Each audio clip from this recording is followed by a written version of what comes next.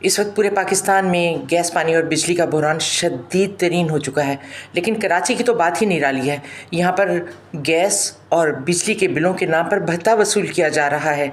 एक यूनिट बिजली का पता नहीं 80 रुपए का है, और गैस तो आती ही नहीं है कराची में, लेकिन इसके बावजूद हर महीने हज़ारों का बिल आपको देना पड़ता है। और पानी का जहाँ तक बात है, पानी के ज़खायर तो कम हो चुके हैं, लेकिन यहाँ पर पानी का एक टैंकर जो है, वो छोटा टैंकर जो है 10,000 रुपये में मिलता है। आप ख़ुद बताएं कि पानी तो इंसान की बुनियादी ज़रूरत है, लेकिन अगर टैंकर माफिया का ख़ात्मा करने में ये लोग नाकाम हैं, तो फिर ये हुकूमत से दस्तबरदार क्यों नहीं हो जाते? ये क्यों नहीं अपनी नाकामी को तस्लीम कर लेते? क्यों आवाम को ये ज़िंदा दरगोर करने पर तुले हुए हैं? मेरी समझ में ये नहीं आता कि हमारे अवाम जो हैं वो उस तरह से एहतजाज भी नहीं करते।